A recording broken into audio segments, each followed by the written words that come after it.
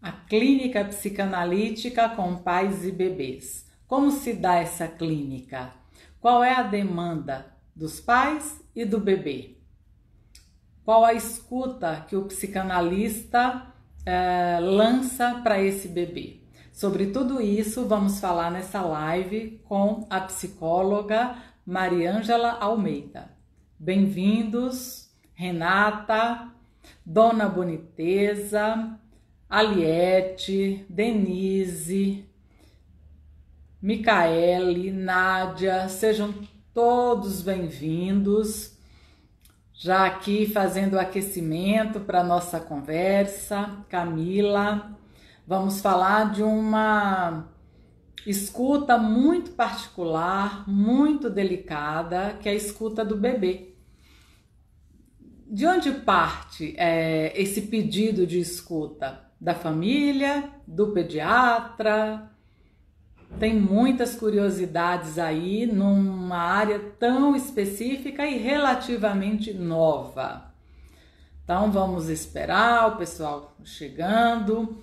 Maria Josi, Marta, Rosa Junqueira, um abraço. Vamos começando a formar aqui a nossa roda de conversa.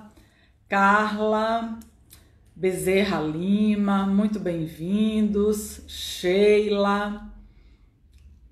Chego sempre um pouquinho antes para a gente esperar aqui as pessoas entrarem na live.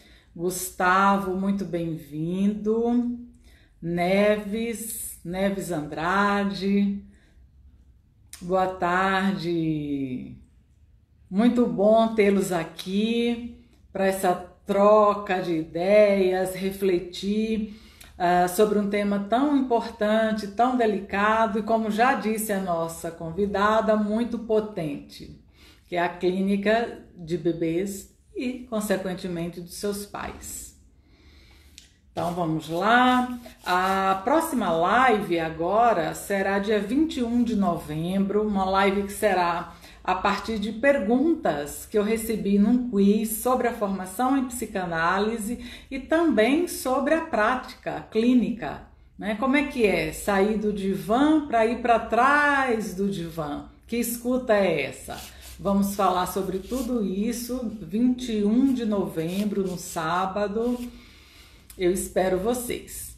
Lúcia, Patrick, Tânia, Eliana, um abraço, bem-vindos. Deixa eu ver se a nossa convidada já está aqui.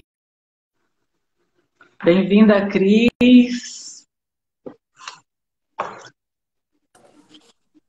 Olá, Mariângela. Então, todos.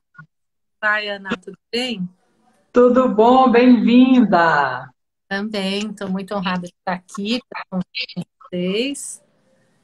O prazer é meu, obrigada por aceitar o convite, né? Trazer aí um conhecimento tão específico, né? Que você transita já há bastante tempo nessa clínica, né? Sim, sim, é uma clínica bem abrangente, ao mesmo tempo, como você falou, né, delicada, primórdios aí no desenvolvimento da pessoa e que aí está presente ao longo da vida toda. Os aspectos que estão tão bem representados de uma maneira tão viva no bebê, conforme ele vai se desenvolvendo, mas também em todas as fases da nossa vida, né? E a possibilidade do profissional estar em contato com esse aspecto infantil enriquece todas as áreas da saúde, da educação, né? Do contato com os aspectos emocionais da vida da gente, né? Então é uma clínica que tem uma especificidade, mas também tem toda essa abrangência. Tá certo. Vamos falar sobre isso, mas deixa eu te apresentar primeiro. Eu não quero cometer essa indelicadeza com você. Queria mandar aqui um abraço para o Paulo, que entrou pelo Instagram da esposa dele, mas é ele quem está conosco aqui, Camila, todos vocês, boa tarde. Bom, Mariângela Mendes de Almeida é psicóloga clínica, psicoterapeuta, com mestrado na Tavistock University em Londres, né? E aí, se você puder, inclusive, falar dessa experiência, você não está falando de qualquer lugar, né? E o seu doutorado é pela Universidade Federal de São Paulo, a Unifesp. Sim.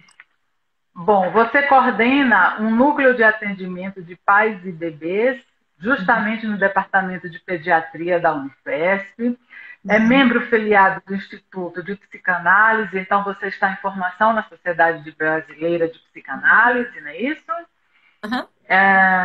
E você participa da clínica de 0 a 3 anos, que é uma clínica que tem crescido bastante, do grupo Prisma de Psicanálise e Autismo, lá na Sociedade de Psicanálise.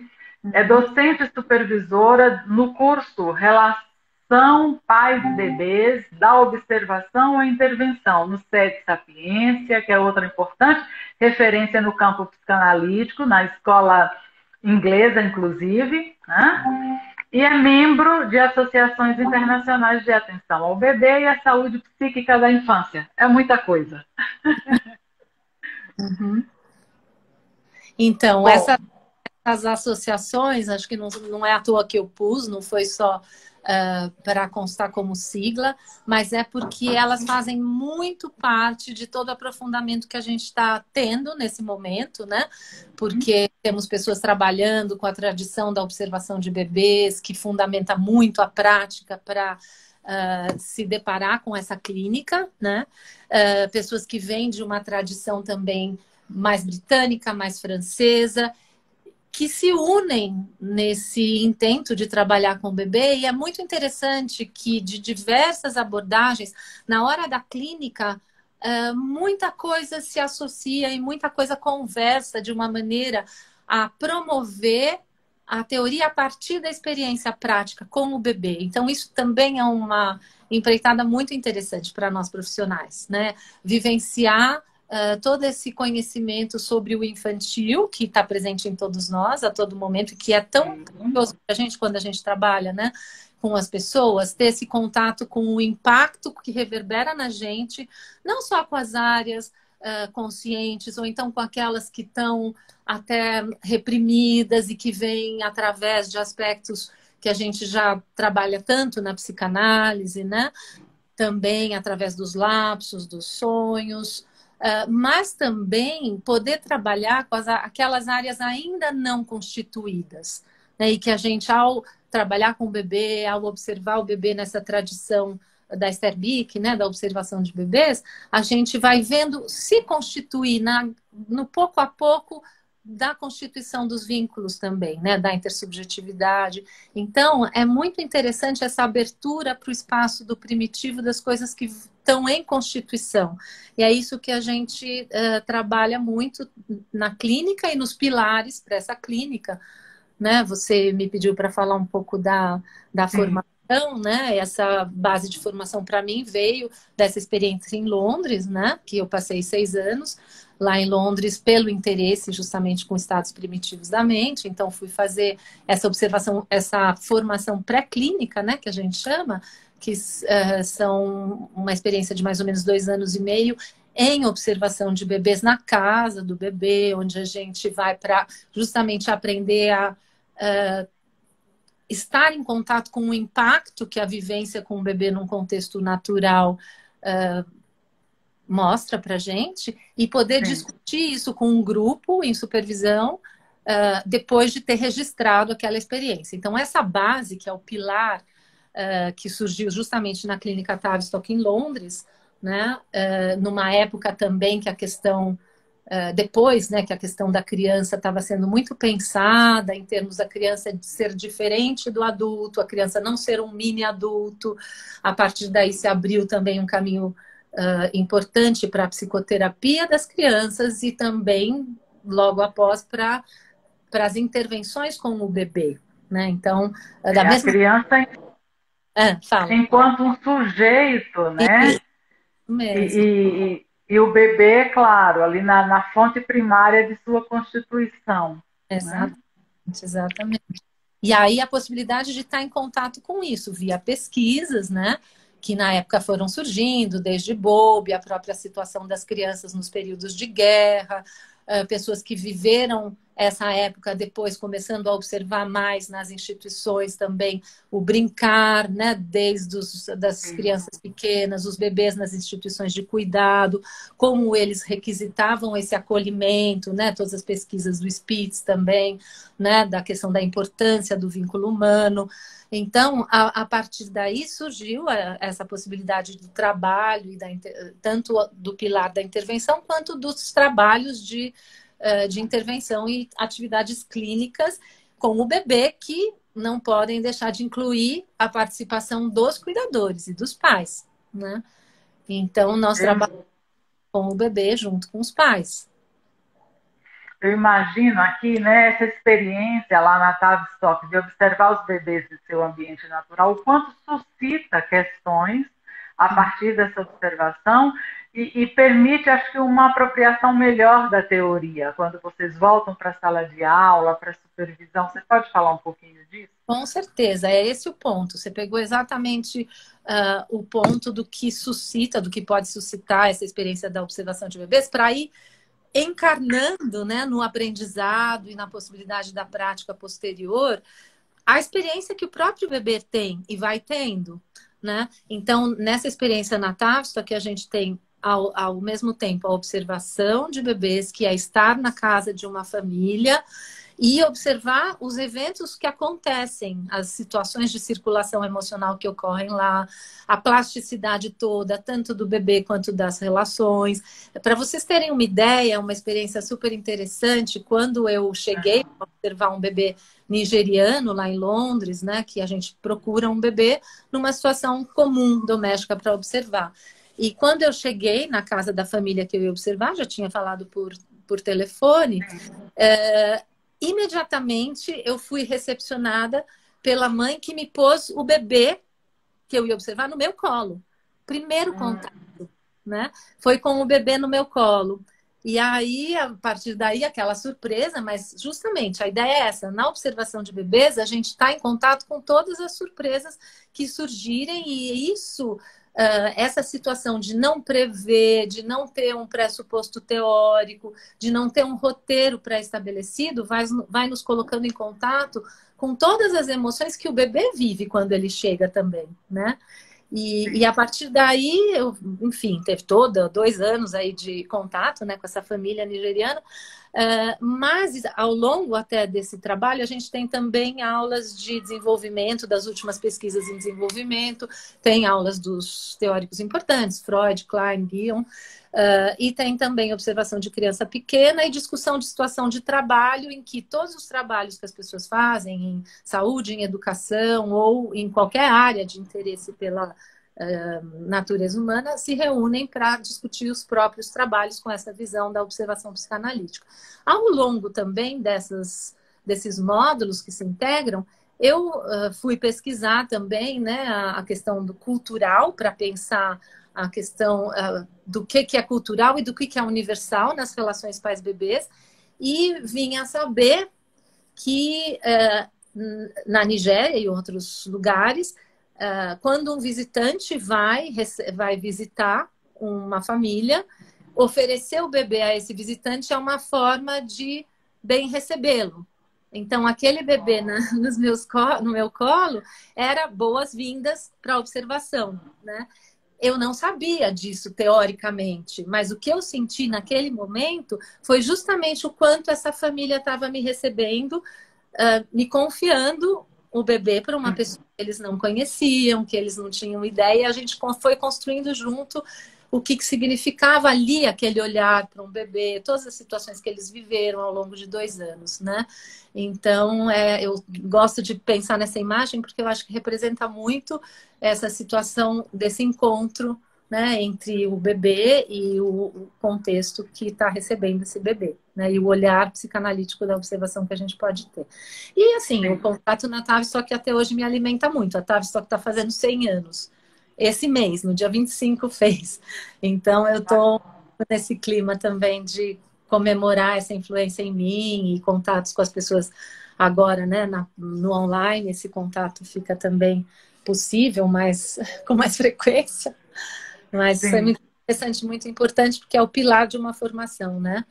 E a sem partir dúvida. daí a clínica se desenvolve também, né? Olha, a Maria está perguntando, a gente falou lá no início, e como outras pessoas foram chegando depois, né? Em torno de quais autores é lançada essa escuta para o bebê? Certo. Aham.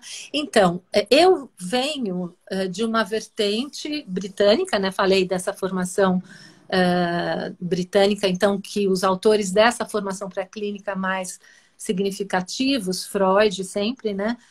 Melanie Klein, Bion, na área da O psicanálise, Winnicott também, imagino, não? Winnicott também, sim.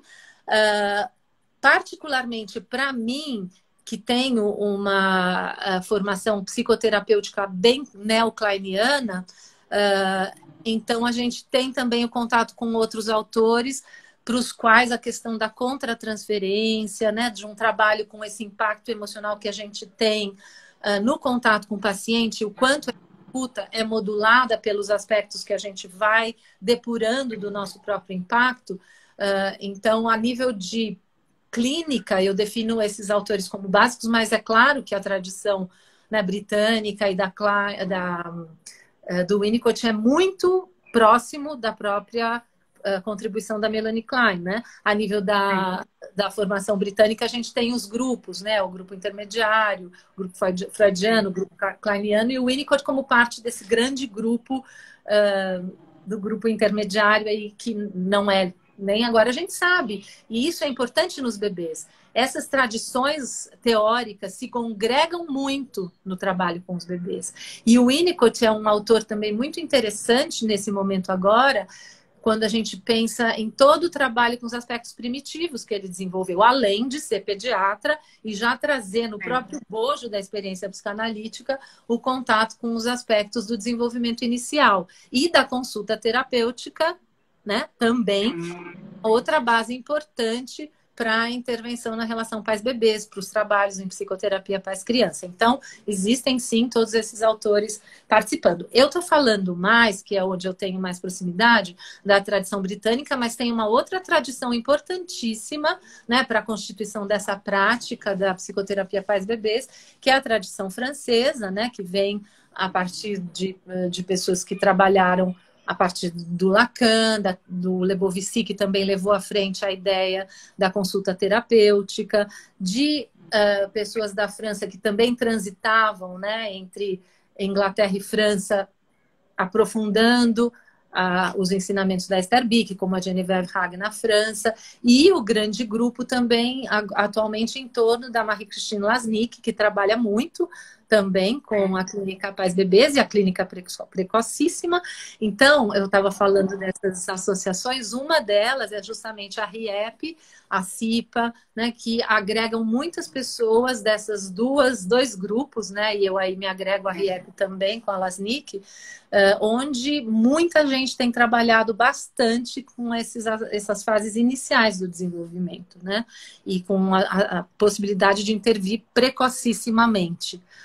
Então, Antes, também a gente agrega essas duas orientações, né? O Lebovici e toda a prática da observação de bebês. Fala. não, antes da gente entrar, vamos dizer assim, nas miudezas do atendimento em si, desses aspectos que acabamos de levantar aqui, eu queria fazer uma pergunta mais objetiva, assim, né? Esses trabalhos, eles estão bem inseridos nas instituições, né? Mas fora desse contexto, como é que vem a demanda de uma criança que não é institucionalizada, que não está no hospital, mas que um bebê, uma criança não, um bebê, mas que os pais, o pediatra, quem é que percebe que ali precisa desse atendimento? Sim. Na verdade, eu acho que essa dicotomia não existe tanto, né? Principalmente a gente vindo dessas tradições francesas e inglesas, onde as instituições representam muito a possibilidade de acesso à saúde, né? Não existiria tanto essa diversidade, essa certa separação que a gente até tem em países em que a questão da saúde não é tão atendida. Claro, mundial tem toda uma diferença, né? As coisas estão se tornando também um pouco mais capitalizadas por outras referências, né? Mas, mesmo nas instituições, por exemplo, mesmo na Unifesp, mesmo em universidades, mesmo no SEDES, por exemplo, que é uma instituição de ensino, a gente tem a clínica de bebês, e pode existir a busca, justamente, quando um bebê não vai bem, quando tem alguma preocupação dos pais em relação a problemas de alimentação, de sono, de alergias, questões de pele, ou então dificuldades iniciais ali na relação, um bebê muito irritado, um bebê que nasceu com alguma questão complicada, por exemplo, ficou muito tempo em UTI, de repente tem uma questão a ser cuidada, mas às vezes a questão a ser cuidada até melhorou, mas os pais ainda continuam a ficar preocupados com alguma questão que reverbera, por exemplo, na experiência emocional deles. Então, eles vêm também porque começam a haver muitas dificuldades no trato com aquele bebê. Então, isso pode vir tanto para uma instituição, como os núcleos de atendimento pais-bebês que a gente tem na Unifesp, o núcleo de atenção aos bebês em risco, que a Vera Zimmermann tem na psiquiatria. A gente sabe que nos outros estados, né, do Brasil, essas pessoas da RIEP têm milhões de centros, né, de atendimento ou de projetos, são ligados a recursos, tanto universitários, ONGs ou entidades que promovem essa atenção ao bebê, né? Então, é alguma coisa que, ainda bem, não fica só a critério de uma família isolada ter que se movimentar para um consultório. Ocorre também de famílias ficarem preocupadas e recorrerem diretamente ao profissional. Mas o que a gente tenta é que cada vez mais os pediatras sejam mobilizados a também considerar o desenvolvimento emocional como parte, né, da necessidade de cuidado. O próprio setor lá da Unifesp surgiu de uma psicanalista que acreditava que o bebê seria importante que ele tivesse um cuidado emocional da mesma forma como ele tem um cuidado pediátrico. Então, vamos no pediatra no primeiro mês, vamos no lugar onde a gente possa olhar o desenvolvimento emocional no primeiro mês, depois no segundo mês, depois no terceiro mês, ou até menos, né? No começo o bebê até vai antes do que só um mês, né? Então a ideia era o desenvolvimento emocional vale a pena ser acompanhado, mesmo que não exista uma questão ainda a se preocupar. E aí, se o bebê não vai bem, aí essa busca se intensifica. Mas é bacana quando a gente consegue desenvolver essa ideia de que vale a pena a família ser acompanhada em todos os aspectos e no aspecto emocional, inclusive, né? Aí, de fato, é um atendimento precoce, né? Exatamente. De qualquer forma, no português a gente não usa muito, a gente não gosta muito de falar o precoce, bem que a gente acaba traduzindo diretamente isso, porque não é um atendimento antes do tempo, né? É um atendimento oportuno, é um acompanhamento oportuno a tempo, né? Porque sempre é tempo. Não, eu falo precoce porque não existe aí, vamos dizer, uma queixa ou um sintoma, enfim, né? Um reflexo. A ideia que você desenvolve é que vá sem ter assim esse nó a ser desatado. É preventivo nesse sentido, né? É um trabalho preventivo, porque se surgirem questões, a gente vai poder lidar e, de qualquer forma, em não existindo nós, a gente vai contribuir para que eles também não apareçam, né? Para que eles possam ser lidados naquele momento, possam ser levados para um lugar de acolhimento onde vai haver uma escuta, onde as relações vão poder circular, né? Então, é exatamente isso que você falou, antes que surjam algumas questões e preventivamente também pode ter essa função, né? Isso mesmo. Na sua experiência, diga, pode falar. Não, eu ia falar que a gente fala como early intervention, né? Porque é cedo. Então, nesse sentido que vem o precoce também, mas no sentido de cedo, de intervenção temprana, né? Lá no comecinho, né? Mas fala. Na sua experiência, nas instituições, na Unifesp, no SED, qual é a abertura desses pais de bebês para esse atendimento? Então, eles, nesses lugares, principalmente na Unifesp, no programa que eu falei que está na psiquiatria, eles são acompanhados a nível da saúde mais ampla. Então, existe também os outros profissionais sugerindo esse acompanhamento, mas também aos próprios pais, às vezes isso assusta às vezes no início, apesar de muitas vezes eles terem ansiedades também, mas assusta às vezes o fato de encaminhamento para psicólogo, para psiquiatra, né? Então, apesar de ser um espaço muito desejado, mas é como alguém falou aqui, eu não consegui ler a pergunta inteira, mas que é um atendimento que muitas vezes é pouco conhecido, não é? Talvez você possa ver a pergunta inteira, Ana, né? Porque os próprios pais às vezes se surpreendem, mas por que eu vou precisar ir? Eu estou vindo já no pediatra, né? Eu estou acompanhando, eu tenho tudo aqui bem documentado, tá tudo ok, ninguém me falou que precisa de alguma coisa diferente, né? E às vezes os pediatras conversam, que achariam que seria bom uma conversa também para poder falar mais do que está acontecendo na situação da família, ou então eles preveem que é uma criança que também vai demandar um tipo de atenção que eles acham interessante, envolver outros profissionais, né? Então, muitas vezes pode haver esse espanto, mas todo o nosso trabalho com os profissionais e conosco mesmo, junto à família, é oferecer esse tipo de acolhimento para transformar essa ideia de algo que é algo paralelo, externo, né? Como algo que faz parte mesmo da convivência do dia a dia, né? Essa pergunta é exatamente isso. Como é uma clínica, assim, muitas pessoas desconhecem esse tipo de atendimento, se tem alguma promoção desse trabalho. É a pergunta da Maria, que eu aproveito para mandar um abraço, é uma aluna muito querida lá da psicologia. Sim.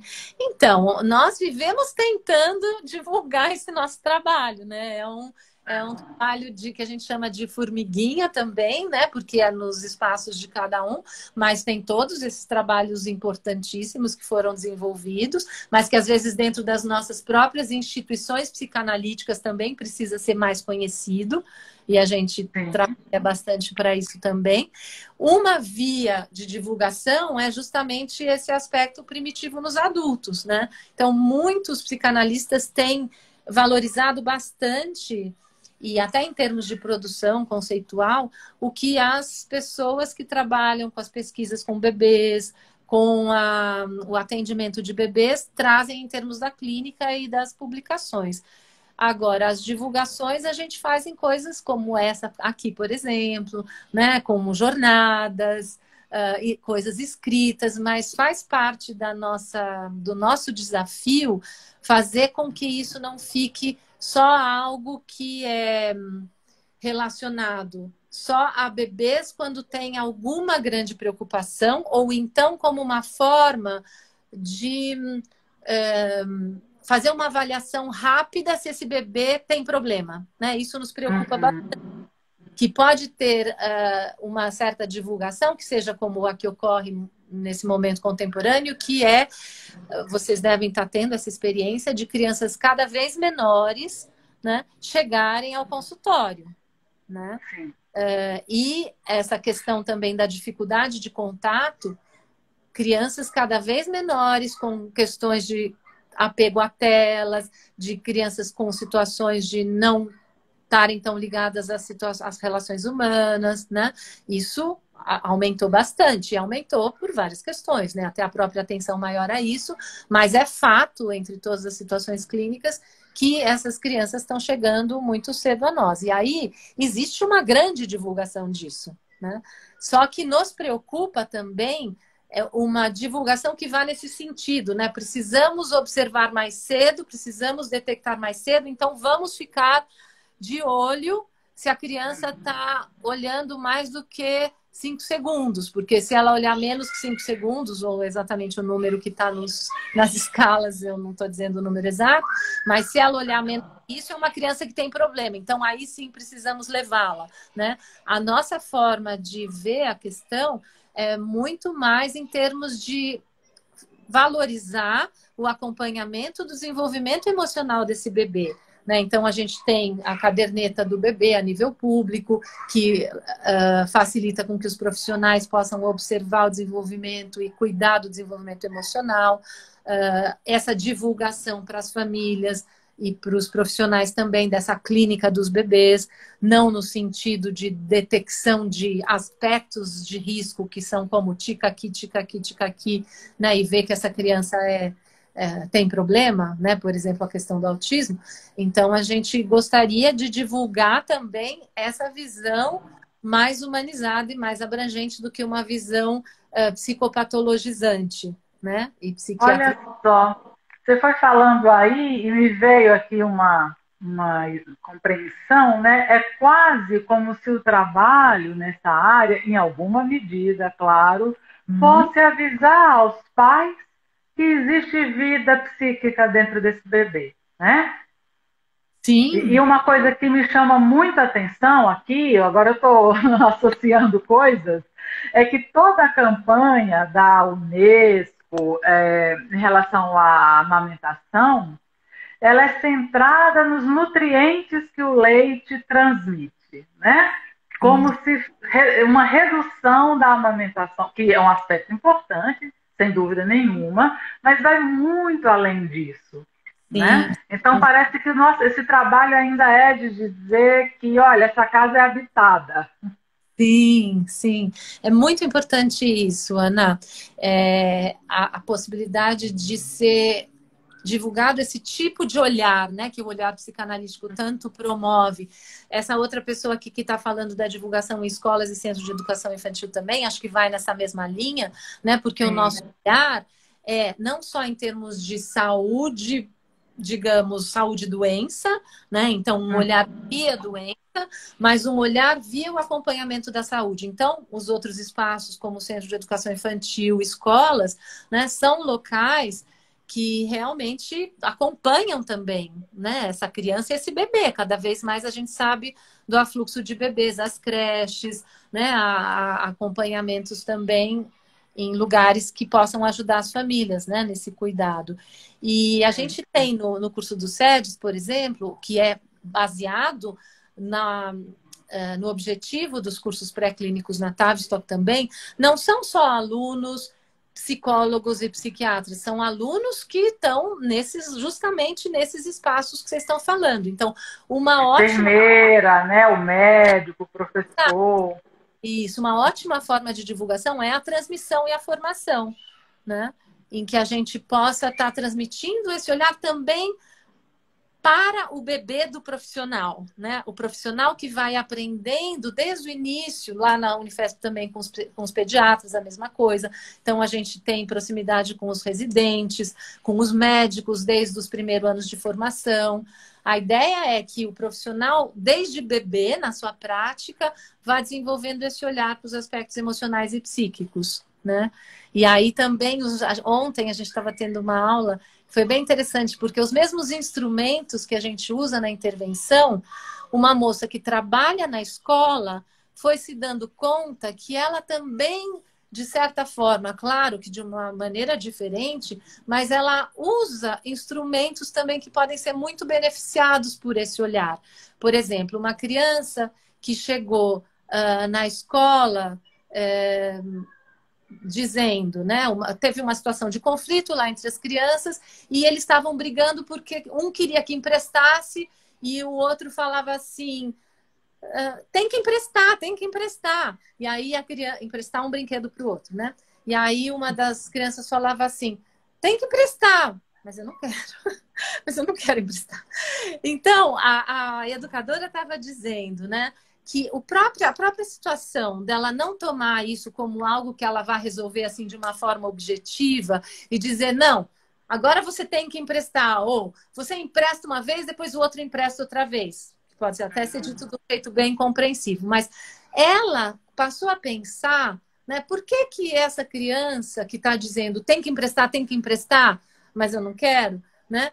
O que está vindo dela na relação com os pais de tomar esse lema como obrigatório? Tem que emprestar, né? Então eu vou funcionar de uma maneira a ter que fazer isso, mas ao mesmo tempo eu não quero. Isso fica um conflito, isso pode até gerar ansiedade interna, né? E aí a professora disse, olha como está o nosso alcance também tendo essa visão, a gente poder trabalhar essas coisas de maneira diferente, né? Então, Interessante. né, os espaços também são espaços de trabalho com várias disciplinas, né, e várias formações, também são espaços de divulgação do nosso olhar, né? Isso dialoga, Maria Ângela, com uma pergunta. Eu abri uma caixinha de perguntas, deixa eu ver se eu tenho acesso aqui. Exatamente, a Giovana, que eu até escrevi para ela para tentar ver se eu entendia melhor o que ela queria dizer. Ela pergunta, saberes técnicos, era isso que eu queria entender, o que ela chamava de saberes técnicos, parece estar atravessando as mais diversas relações. O que pensa sobre? E é justamente essas regras, né, que são colocadas, como o exemplo que você trouxe aí na escola. Mas você vai ver também no pediatra, que isso ela foi me explicando na conversa, é um assunto que eu já tinha puxado numa outra live aqui sobre a depressão na infância, que tem que amamentar a cada X horas, tem que, né, enfim. Exatamente. Isso mesmo. Então, a gente tem percebido bastante isso também, né, nos nossos fóruns de conversa. Então, por exemplo, as questões alimentares. Você perguntou do que leva uma criança às consultas. Por que que as famílias levam a criança às consultas? Grande parte tem questões alimentares, porque é a primeira janela clínica do desenvolvimento, né? O Daniel Stern fala da alimentação como um primeiro espaço em que tanto vão aparecer as competências daquele grupo, da família e da criança, quanto também vão aparecer justamente os aspectos que precisam de ajuda. Não que eles sejam nutricionais, como você já tinha falado no início, né? Não são nutricionais, mas eles são, pensando nos referenciais psicanalíticos, os aspectos que demonstram como estão sendo aquelas situações de internalização, de introjeção, que espaço se dá para a escolha do bebê ou para os ritmos do bebê. Não são escolhas, não estou falando de escolha de que alimentação ele gosta, mas de ritmos, de esperar o bebê manifestar a possibilidade de, naquele momento, receber aquilo que está sendo oferecido a ele, de o que está sendo oferecido a ele ser acompanhado também de manhês, de texturas, de voz, não estou falando só da mãe, né, mas do cuidador. Então, toda essa situação de pensar não só na alimentação nutricional, mas no que ela representa em termos emocionais, serve de exemplo para exatamente essa questão técnica, porque a gente vê a caminho do TEA, a caminho do TOC, a caminho de outras siglas, está surgindo, por exemplo, uma outra sigla que é transtornos da alimentação, a TARE, transtornos da alimentação, alguma coisa que eu não lembro o que é, mas a sigla é TARE, por exemplo. Então, o que isso significa? Que se você tem uma sigla, de alguma forma você unifica a questão em termos de compreensão, de diagnóstico.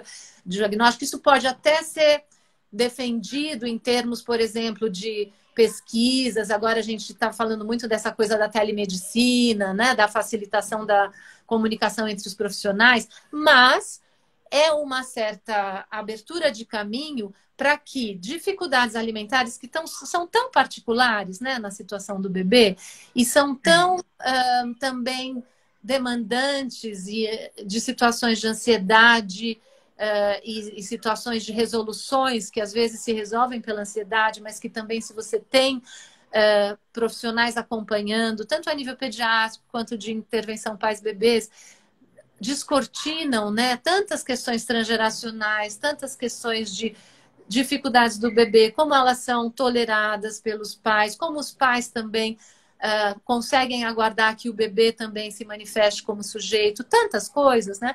E, de repente, com a questão técnica, que às vezes se abate sobre isso, né? Você tem uma solução, às vezes, mais medicamentosa, né? Então, como se dá tal medicação para algumas situações de agitação, como se dá tais situações para uma situação de transtorno de hiperatividade. O futuro poderia ser, então, para a questão da alimentação, que até tem uma sigla, tem uma preocupação, tem toda uma busca, né, de resolução, poderia facilmente se encaminhar também para uma questão mais de uma resposta objetivamente técnica e muitas vezes só medicamentosa. Então, isso acontece muito, tem acontecido, e a gente batalha para que não aconteça, né? Alguém perguntou aqui, transtorno de alimentação da primeira infância? Será que é a resposta à questão do... Ah, isso aqui, alguém respondeu, ó. Transtorno alimentar repetitivo evitativo, exatamente. A sigla, né? TARI. Para... Minha aluna, olha o respeito, viu? Embora ela não tenha aprendido isso comigo, é minha aluna. Maria José, é isso mesmo, TARI.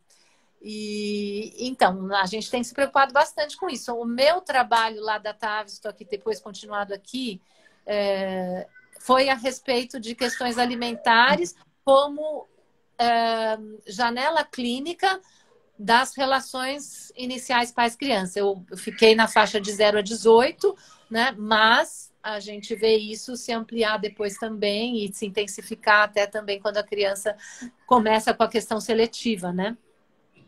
Repetitivo, evitativo. Beira a questão da seletividade alimentar, que também tem acontecido bastante. Muito bom. Mariângela, em que medida os pais também são atendidos? É mais numa linha de orientação ou é comum o encaminhamento para análise? Porque muitas vezes o tornar-se pai, tornar-se mãe, tem uma comunicação direta com aspectos primitivos, né? Para falar numa frase meio de efeito, né? Com a criança que está aí nesse adulto. Com certeza, com certeza.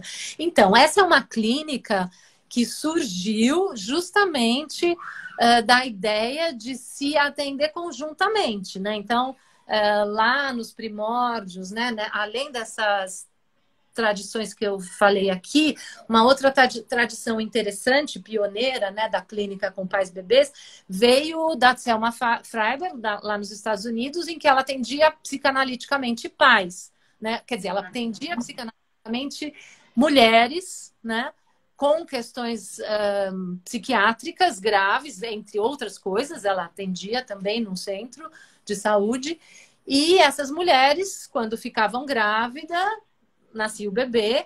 E a preocupação do psicanalista era: preciso cuidar dessa mãe para ela poder cuidar desse bebê. E o que ela percebeu?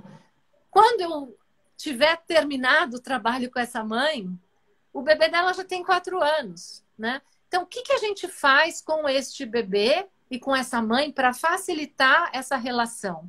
Então, de qualquer forma, de qualquer área de influência dessas que a gente falou, para consolidar a prática de psicoterapia pais e bebês, a ideia é um trabalho conjunto. Um trabalho conjunto diz o quê? Diz que o bebê é interlocutor desse trabalho, os pais são interlocutores, mas principalmente a relação entre eles é o foco principal, né? A relação entre eles é o que a gente vai estar trabalhando através de como isso vai ocorrendo nas interações, não só diretas, corporais, que é outro aspecto bem importante. Isso se manifesta também nas interações psíquicas que vão ocorrendo. E o inconsciente, como diz o Ster, não se transmite pelo éter, né? Ele se transmite através das interações. Então, os aspectos que esses pais tiveram nas próprias infâncias, o primitivo dos pais, o infantil dos pais, vai circular para os bebês desde a primeira concepção mental do que eu espero de um filho que eu tenha, né? Durante a fase da gravidez, durante a fase puerperal, quer dizer, todos esses momentos são muito importantes como vivências psíquicas dos pais, e isso é material de presença, né, na atividade da psicoterapia pais-bebês ou da intervenção pais-bebês. Então, não é que um está a serviço do outro, né? Não são os pais que estão a serviço do bebê, nem o bebê a serviço da representação dos pais só, né? Mas a gente vai estar falando dessa interação. Aí a gente tem algumas diferenças de portas de entrada, né? Mas na área da psicoterapia pais-bebês de base psicanalítica, a gente vai estar sempre falando de uma relação entre as representações dos pais e como isso vai agindo no como se interage com o bebê. E o bebê também já traz a própria experiência, né? Desde intraútero, e quando ele chega também existe todos os aspectos da competência do bebê, de como esse bebê organiza a própria herança epigenética que ele tem, né? Que ele já nasce, inclusive, com aspectos epigenéticos já em atuação, desde o momento em que ele se constitui como um ser, e depois isso prossegue. Então, é uma clínica da relação, né? E aí também os nossos instrumentos técnicos vão se endereçar a essa relação, alguns momentos partindo, né? Essa coisa da porta de entrada é interessante, porque às vezes a gente parte da porta de entrada a representação dos pais, e às vezes a gente vai para a porta de entrada o que a gente vê na relação pais-bebês ali, incluindo também como o bebê se coloca, né? E essa porta de entrada vai modificar toda essa situação do grupo familiar inteiro. Então, pode ter uma porta de entrada específica, mas todo o grupo também se transforma. Então, a representação dos pais, ao ser modificada, também interfere em como esse bebê pode ser visto de uma forma mais real, né? Sim, até porque o bebê é completamente dependente, né? Desses cuidados, né? O Winnicott, aliás, fala muito, não só ele, mas ele fala muito bem, né, do ambiente ali, com a importância da sustentação psíquica para o bebê se desenvolver. Sim, né?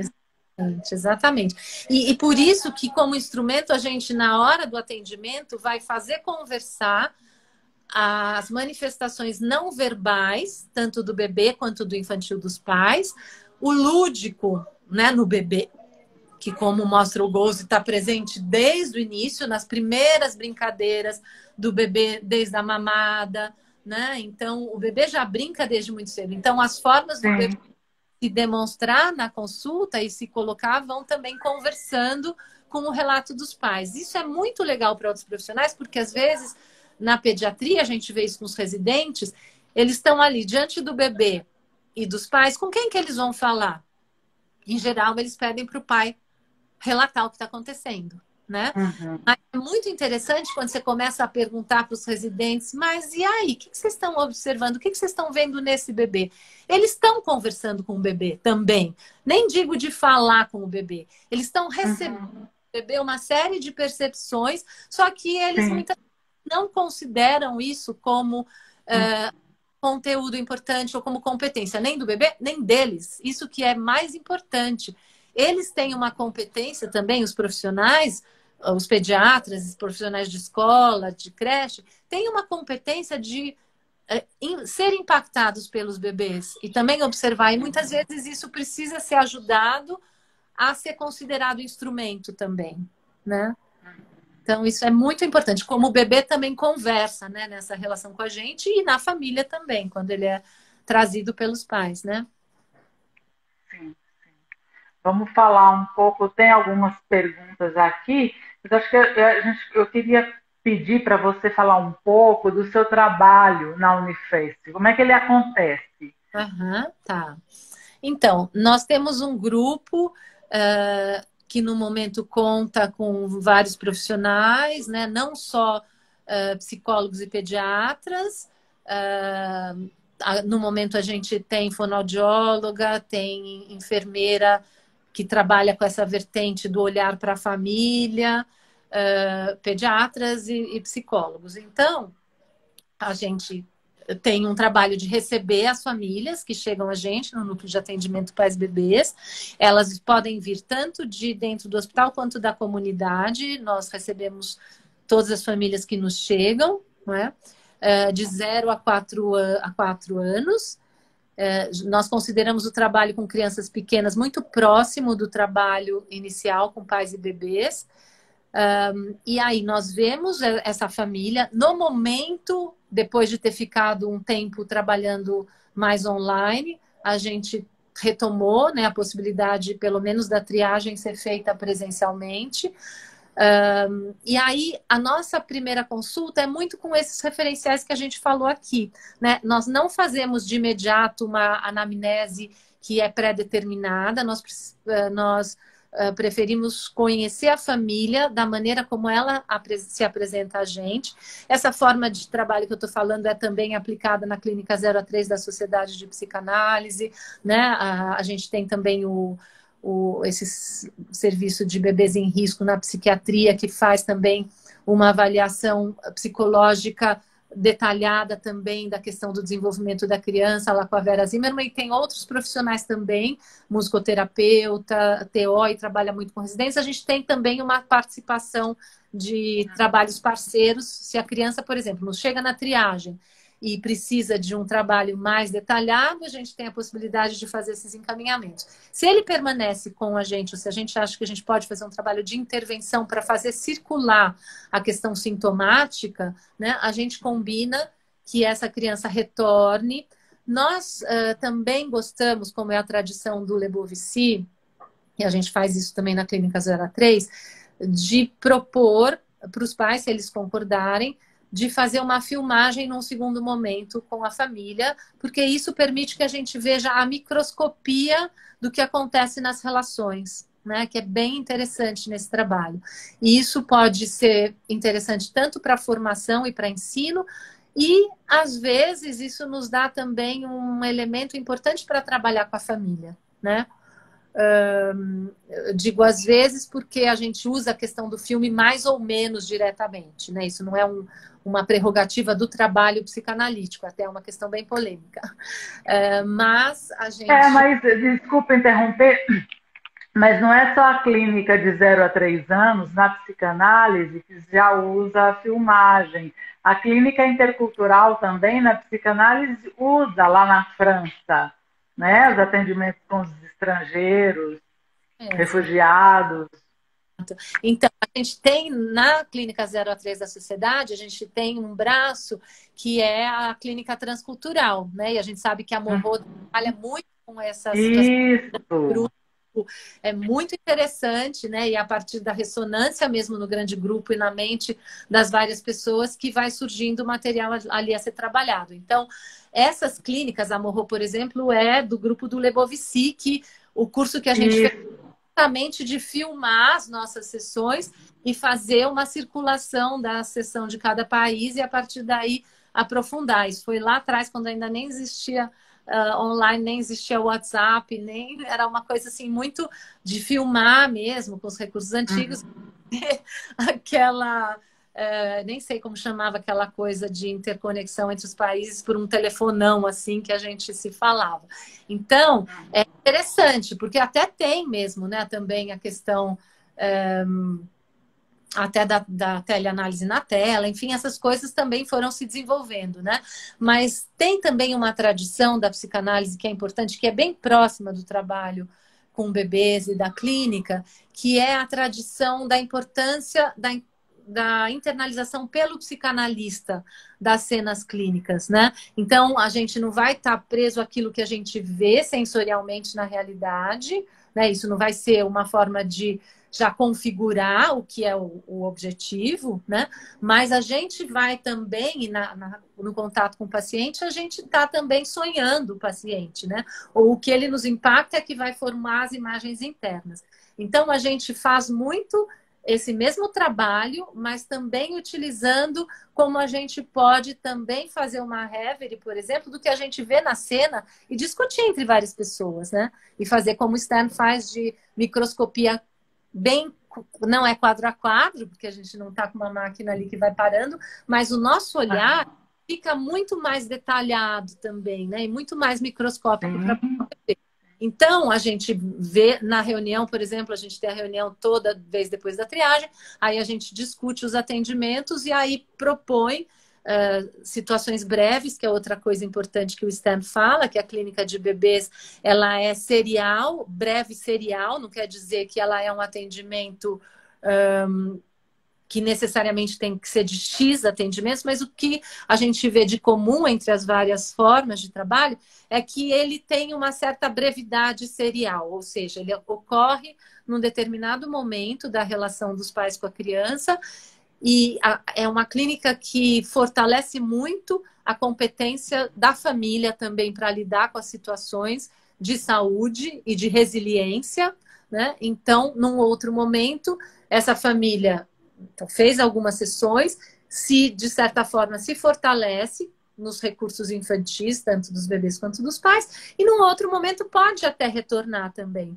para discutir questões num outro patamar, né? Mas já tendo experimentado como é que é essa situação de olhar para os aspectos psíquicos, né? Então a gente, de certa forma, inocula uma semente de olhar psíquico, né? Então já fica lá o vírus da reflexão sobre o psíquico, falando, né, nessa época de tanta transmissão, assim, a gente pretende uma transmissão que fique, que tenha uma permanência, né? E que pode, em determinado momento, apontar para onde pode se buscar. E poder buscar, porque isso também é outra coisa, né? Poder depender, poder aceitar que pode ter ajuda, né? Que nem sempre é fácil, né? Pois é. Por isso aí até foi o que motivou aquela pergunta que eu fiz lá atrás, como a da receptividade ou não dos pais, né? Isso mesmo. Uma outra coisa do que você perguntou, Ana, como é o trabalho, um outro aspecto bem importante que é paralelo é o grupo de pais bebês. Então, todas as famílias que chegam, isso era no presencial, atualmente isso está, vamos pensar o que a gente vai fazer, né? Uhum. Mas as famílias têm a oportunidade de participar de um grupo pais bebês ou pais crianças pequenas. Então, desde a primeira vinda, eles podem frequentar um grupo com a gente, onde eles também compartilham aspectos entre os pais, e vem pais e vem mães, e as crianças juntos. Então, de 0 a 2 e de 3 a 4, né? 0 a 2, daí 2 a 4. E aí também é muito interessante esse trabalho, porque eles falam das preocupações, se identificam também nas questões que pertencem, né, ao dia a dia de cada um deles. É interessante que é um grupo bem misto, então tem famílias com crianças com questões graves, até de risco autístico, mas ali no grupo também a mãe vai vendo questões que outras crianças também têm parecidas ou diferentes. Aquela criança também passa, por exemplo, buscar uma outra criança no grupo, né, que é diferente do que ela observa em casa, se essa criança está só com adultos. Então, é uma oportunidade dos pais estarem juntos com outros pais enquanto estão sendo vistos com individualidade na própria família nuclear, né? Então, esses tratamentos acontecem paralelos, né? Muito interessante. Uhum. Tem uma questão aqui, olha, da Lúcia. Ela pergunta não, enfim, ela fala que cada vez mais cedo as crianças estão ingressando na escola, porque os pais estão no trabalho. E aí a pergunta, as escolas dão conta? Pois é. Então, essa é uma questão, né, polêmica, conflituosa, porque muitas vezes os pais que precisam fazer isso realmente sentem que a qualidade do tempo deles vai ser melhor se eles puderem estar de verdade com as crianças no depois, né? Se esses pais têm uma boa parceria com as escolas, né, e tem uma continuidade para a criança dessa experiência, né, então essa escola também vai estar mais equipada em termos de confiança que elas recebem da própria família e da parceria que elas sentem sendo apoiadas pela família a fazer um trabalho importante com essa criança. Eu acho que as escolas que têm proposta de trabalhar com crianças bem pequenininhas vão ser mais valorosas do ponto de vista do desenvolvimento emocional se eles têm esse olhar, né? Por isso até que um espaço onde você tem muitas pessoas que trabalham também com olhar psicodinâmico, né, psicólogos, enfim, é o próprio trabalho com educação precocíssima mesmo aí, né, do jeito que a gente às vezes fala, né, bem cedinho mesmo. E então, se essas escolas têm uma boa parceria, uma boa formação para as pessoas que trabalham, elas podem sim dar conta. O que ocorre também muitas vezes, é que a gente vê como um fenômeno bem contemporâneo, é que os pais muitas vezes adiam bastante a chegada dos bebês, né? Então, às vezes, a gente tem pais muito bem estruturados na vida, em que ter um filho é parte de um ideal, né? Mas é parte de um ideal com um certo espaço compartimentado de dedicação, né? E se essa dedicação extrapola, né? Como um bebê sempre extrapola, né? Uma criança pequena sempre extrapola. Então, muitas vezes, essas escolas vão receber uma atribuição de delegação, né? Então, essas escolas vão ser as responsáveis por tudo que aqueles pais sentem que não têm condições de fazer, né? E aí podem surgir muitas complicações no sentido de ou uma superexigência da escola, ou um afastamento dos pais, ou uma dificuldade de diálogo entre pai e escola, né? Então, aí, o que é bom nesse momento, né? Porque muitas vezes essas crianças chegam para a gente, por exemplo, a gente recebeu já crianças com os pais dizendo assim: olha, eu trouxe aqui meu filho porque ele está na época de tirar as fraldas e eu não sou especialista nisso, né? Então, uma visão de que os pais não são especialistas e os especialistas é que saberiam, mas aí a gente faz um trabalho com eles no sentido de retornar para eles essa ideia de que eles são maiores especialistas no filho deles e só eles são pais, né? E a gente vai trabalhar sempre conjuntamente, né? E aí a escola pode entrar de parceria, a gente pode entrar de parceria, mas mesmo que a criança fique várias horas na escola, o tipo de qualidade de conexão com a escola e com a criança é como um casal, quando a gente fala em psicanálise, né, do casal em mente, às vezes não é só a questão estar com a mãe, estar com o pai, mas a mãe tem o casal em mente, mãe e pai, o pai tem o casal em mente, pai e mãe. Isso eu não estou só falando de casais que vivem juntos, tá? Mas de casais, mas que se apresentam como um casal que conversa, um casal que em algum momento teve sentimentos importantes, que deu origem àquela criança e que atualmente os dois são conectados à criança. Então, a triangularidade, né, da relação da criança com a mente do cuidador, esse cuidador sempre tem uma situação também de dupla, ele não é fusionado com a criança, né? Então, essa dupla pode ser os pais e a escola, pode ser a mãe e o pai, pode ser o profissional, né, junto com os pais. Então, esse modelo, né, de sair da fusionalidade, seja, deixa a criança lá com a escola, só gruda a criança na escola e eu vou receber a criança prontinha, né? Um modelo que funciona muito melhor é esse. Estamos cuidando juntos dessa criança, né? E ela se relaciona com nós dois, né? Ou pode ser mais aspectos. E a escola tem um limite, né? Então, voltando à pergunta, a escola dá conta, né? Não está ali colocado que a escola dá conta de algumas questões, mas não de ser o pai e a mãe, né, da criança.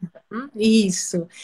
Não se trata de substituição, mas de complementação, né? De trabalhar conjuntamente e de quando está num lugar existir a conexão com o que está no outro, né? Então, experiências que a criança vive na escola, poder também circular pela casa, experiências que ela tem em casa circularem pela escola, ter um diálogo comum, né? Um diálogo frequente.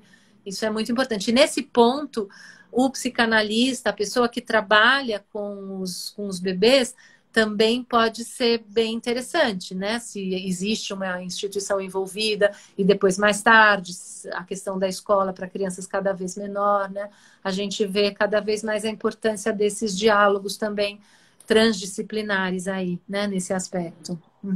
Inclusive, muitas vezes a escola, no caso de crianças e adolescentes, que chama o pai e sugere a análise, né? A psicoterapia. É muito comum. mesmo. Então, Não só por dificuldade de aprendizagem, que às vezes isso emerge aí como um sintoma Aham. maior, mas às vezes outras dificuldades emocionais, de relacionamento. Então a escola tem ali uma sensibilidade. É verdade, é verdade. Acho que tanto a escola quanto o espaço pediátrico, ou de saúde mental, ou de intervenção, também pode ser um potencial espaço de acolhimento para as angústias parentais, né? Que muitas vezes vem no bebê como porta-voz, mas muitas vezes o nosso trabalho é justamente diferenciar e discriminar o que são aspectos do bebê real, o que são aspectos fantasmáticos que estão sendo, de certa forma, transferidos, depositados no bebê, que são aspectos, o que são aspectos imaginários, quer dizer, de expectativas, né, sobre a criança. E aí isso também é um objetivo, né, do trabalho da psicoterapia pais-bebês ou da intervenção pais-bebês. A gente costuma falar da psicoterapia pais-bebês quando é algo que se estende por um tempinho maior até, né, quando a gente vê que esse vínculo precisa ser trabalhado por um tempo um pouquinho mais longo. E aí, muitas vezes, a gente leva em conta isso.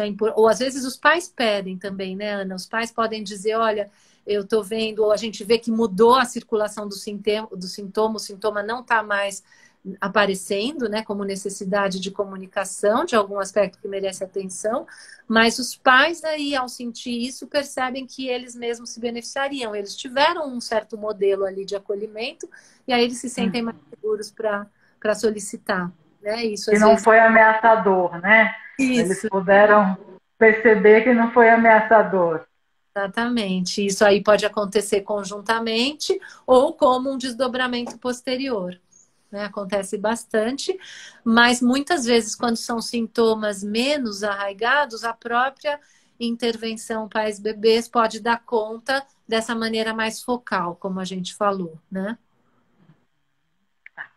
Nós estamos aqui nos encaminhando para o final, então se alguém quiser enviar algumas perguntas, ainda dá, né, Maria Ângela, para a gente Uhum. responder. Mas eu vou Sim. resgatar aqui uma pergunta que, infelizmente, eu esqueci de anotar quem perguntou. Também nem sempre a pessoa, enfim, quer que fale, né? Mas um pedido de indicação de leitura sobre a seletividade alimentar em crianças bem pequenas. Aham. Então, olha. Desculpa, já vou interromper antes de você falar. Tem um livro seu que eu publiquei aqui ontem, está no feed, um livro. Se você também puder falar um pouquinho desse livro. Tá. Então, tem alguns livros que a gente, essas equipes que eu disse que a gente trabalha, esse que a Ana colocou aqui é um livro que é bem interessante, bem abrangente, que é um livro que eu escrevi junto com a Maria Cília Pereira da Silva, né, que a gente tem a parceria em vários grupos, tanto no SEDES quanto na Clínica Pais Bebês, Clínica 0 a 3 da Sociedade, que ela coordena, e também a gente tem a parceria no Grupo Prisma, e a gente fazia um espaço que era espaço de interlocução para trabalho pais-bebês, pais-criança. E aí a gente escreveu um livro bem grande, assim, com vários artigos sobre várias interfaces de interlocução. Uma parte desse livro é sobre a interlocução com aspectos alimentares, né? Então, Que é desse livro que foi o que eu publiquei ontem. isso, né? Nesse Tá. livro, inclusive lá tem um dos artigos que é falando sobre essa tese de mestrado que eu coloquei, que não é específica sobre a questão de seletividade, mas também aborda, porque a minha visão é justamente essa que eu disse, da alimentação como janela clínica de questões na relação pais-bebês, né?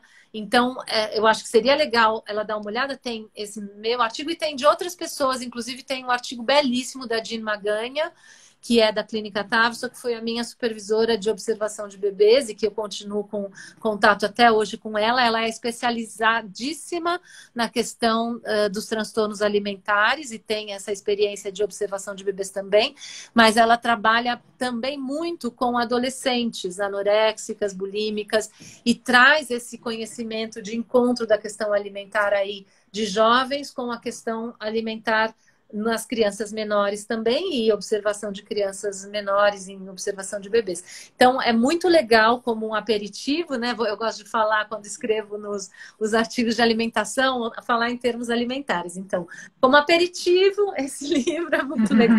Simbólico. Daí, Então, olha, o livro é o Infância, Vínculos e Diversidade Profissional. Tá aí no feed, a editora, o seu nome da sua colega que organizaram. Isso. Outra vertente interessante de livros são os livros que vieram justamente de contextos pediátricos e que os psicanalistas conseguiram brechas também para participar e falar sobre alimentação. Em relação a isso, tem um livro da Vera Ferrari, que é uma psicóloga que trabalha junto à Sociedade de Pediatria, que tem também artigos da questão alimentar inicial da nossa colega Denise Feliciano, também sobre a questão da amamentação, e depois tem um de um outro pediatra sobre a questão da criança que vomita, porque uma expressão inicial, né, dessa questão do aceitar ou não aceitar, tem a ver com a questão de não conseguir, né, internalizar. E depois, mais tarde, aí tem um outro artigo meu lá também. Esse já é um livro mais específico de questões pediátricas e numa linguagem também que procura integrar outros aspectos pediátricos. Tem outros aspectos pediátricos nos outros capítulos, né, do livro. De alimentação também, se bem que aí não é só de bebê, vai mais além, é um livro da Cássia Bruno, também psicanalista, Distúrbios Alimentares. Eu não vou lembrar o nome inteirinho desse livro, mas se vocês procurarem Cássia Bruno, autora, eu acho que é da Imago. Dá para encontrar no Google, né? Como Cássia Bruno, é um livro só sobre questões alimentares. O que mais que eu ia dizer para vocês? Uma pessoa muito legal, ela deve ter textos de Google também, mas ela trabalha, Gabriela Malziner.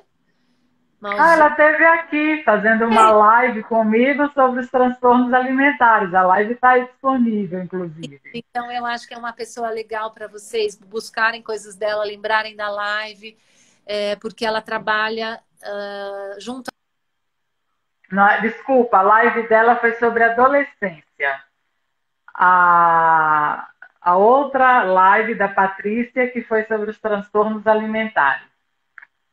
Acho que travou aí sua internet, Mariângela.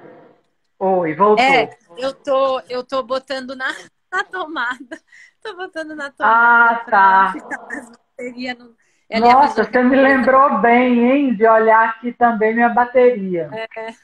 Então, a Gabriela Malziner, ela trabalha junto ao Hospital Sabará e ela trabalha junto a uma equipe de pediatras, nutricionistas, e tem uma demanda muito direta dessas questões que afligem as famílias, e o trabalho dela, como vocês viram aqui, é ajudar os outros profissionais a ampliar a queixa da questão alimentar mais focada para situações mais amplas de compreensão psíquica também, tá? Então, Gabriela Malziner é uma referência nisso. O que mais, Ana?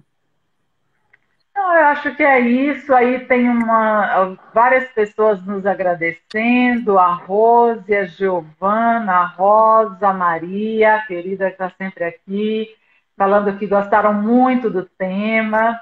A Aline Barros, o Fernando Taralo, o Fábio, tem a Adriana Bobilho, uma ex-aluna, agora colega. As pessoas gostaram muito do tema, da conversa. Legal, Ana. Então, o que eu queria dizer para as pessoas, se houver um interesse em aprofundar esse tema, esses aspectos, acho que alguém perguntou lá no comecinho, tem online, tem curso online, você lembra? Uma pessoa que falou no comecinho isso? Sim, se a formação, eu imagino que do SEDES, se está acontecendo online. Isso, a gente acabou de ter a aprovação do curso do SEDES para oferecer online no ano que vem. A gente vai ter o curso presencial e o curso online. O curso presencial provavelmente vai ser híbrido, porque eu não sei se desde o começo do ano a gente vai poder fazer presencial. Mas vai ter curso online, inclusive, para pessoas, então, de fora de São Paulo, tá?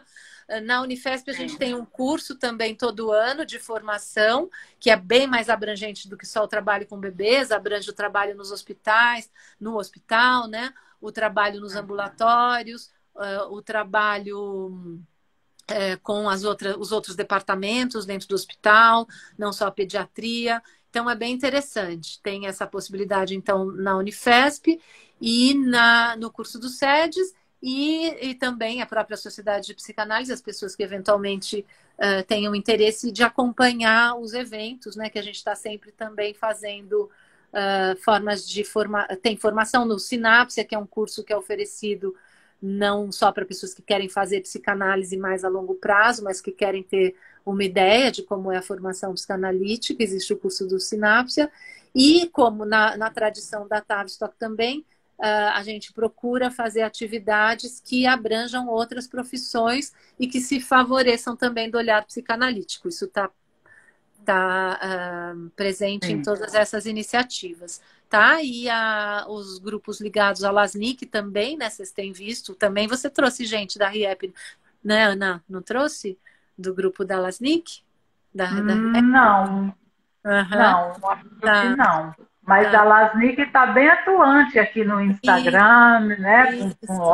lives, com uma série de Exatamente. atividades. Isso, que é uma maneira ótima de acompanhar essa clínica de bebês também, que as pessoas que trabalham junto com a LASNIC, junto com a gente em vários estados do Brasil, estão também fazendo várias atividades que aí podem ultrapassar as fronteiras do estado e chegar a todos também, né? Então tem Essa modalidade aliás, a pandemia, né, e todas as suas implicações veio chacoalhar ali muitas instituições, inclusive as psicanalíticas, né? exatamente.